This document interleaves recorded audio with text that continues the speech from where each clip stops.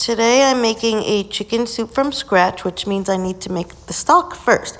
So I have all the meat and the bones, which I've butchered, taking off the breast meat and the thigh meat as best I could, which will go in the soup part later. So for the stock part, I just need the bones and more of the dark meat, because if you put the breast meat in now, it'll just make it dry. So we're gonna fill this pot up, bring it to a boil. All the breast meat and the thigh meat I cut up into pieces, and I'm going to put that in the fridge again for later. And I'm going to bring the water to a boil, and then after it's boiled for 3 minutes, we're going to dump out the water that's scummy and start over again with the stock. When you do empty the crud, it's not as simple as just dumping the water.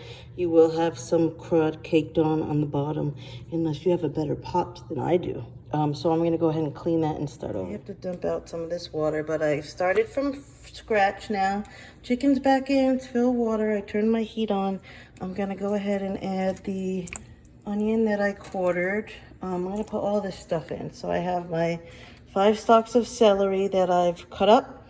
I have 5 cloves of garlic that I halved, 5 carrots that I've peeled and cut, and I have some parsley. So again, this is just to make the flavor of the stock. After, we're going to dump all of this, you'll see, and we have to, okay, even though I have parsley in there, we do need to season the water, or else it's going to be a little bland.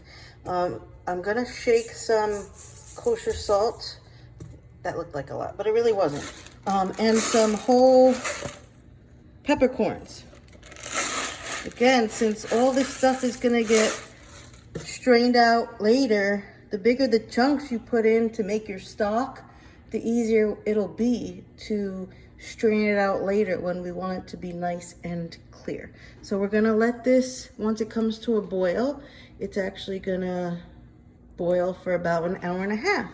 And then we will taste test it and see from there if we want it to go a little longer. This has been cooking now for an hour and a half, so it is time to empty the pot, and all I want now is just the beautiful liquid. I am going to save the chicken and the bones, so my goal is to discard everything else. I have to do this in increments, because if you just dump it all out, I don't have a strainer that's large enough to catch everything. So first, I'm taking my tongs and I'm gonna dig out the actual chicken and put it aside, because again, I want to use that again when I make my actual soup. I just don't want the vegetables. Set up my next largest pot with this strainer over it, and that's gonna catch all the liquid. So I can put my phone down and let's get going. Finish the remaining amount. We'll just let this drain. And now what I have left on the bottom is the chicken stock that I'm going to use now to make the soup portion. Now all these vegetables, they are like done. So we are going to discard them. They serve their purpose. All the flavor from them was drawn out into the stock, and they no longer have flavor. It's not really even a point to eat them at this point, because they just don't have flavor. So just let's get rid of them. Maybe Jingo wants them. Jingo? Our broth back into my large stock pot, so now we can turn the heat back on. I'm gonna right away add the vegetables. So I'm using, for starters, the same vegetables that I used to begin with to make the stock, which is the carrots, the celery, the onion, which I quartered. This time, instead of halving the garlic, I've sliced them. I'm gonna start with that. I'm also gonna add a little more pepper, not salt, because it already has a nice flavor. And then I'm gonna add back actually the chicken pieces that I take. Also add ingredients that you might not normally find in a chicken soup, but this is not a normal chicken soup. This is our chicken soup with vegetables instead of noodles. So I chopped up about, oh shoot, did I chop up 3 or 4 turnips? There are these little guys. I just peeled them and then cut them like I would a potato. I'm gonna also be adding parsley, but not until the very end. And I'm gonna rough chop it, and it'll be more like a garnish sort of flavor. I'm actually gonna cut up and add some cabbage, but I'm gonna wait till it comes to a boil. So I'm gonna add that when I add my chicken breast that we had put into the fridge earlier that we cut up. The turnips do take a little while cooking, so I'm going to add them in with the vegetables that I already have.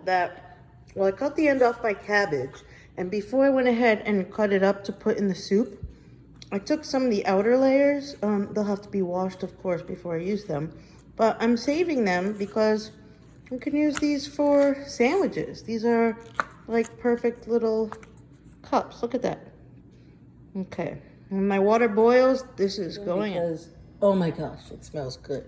So we are starting to boil here. So it is time to add my chicken that I've had in my fridge in the Ziploc. I'm not even gonna touch it. We're just gonna plop it in. And then I have my cabbage that I've cut up just like this, and we're just gonna shove it in there.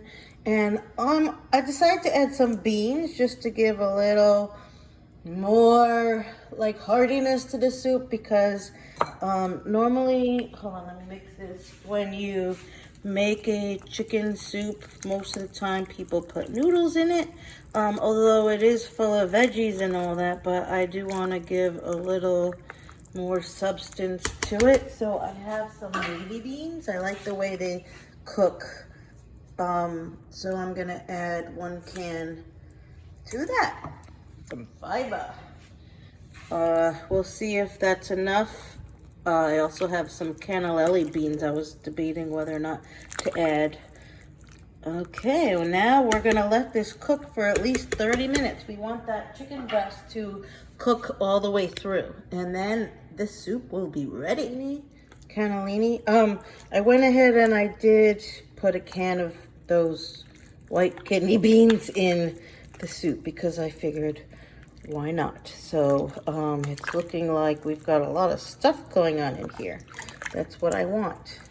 So see you in 30 minutes. Done. So I'm just gonna let it cook for another minute with this parsley. I might add a little more, or I might sprinkle some on each bowl when I serve it. But we are looking good. So we're gonna soup in. I got one. I did just give Joanna some of the chicken breast pieces and just broth mostly. And I'm going to serve John, and we'll call it dinner.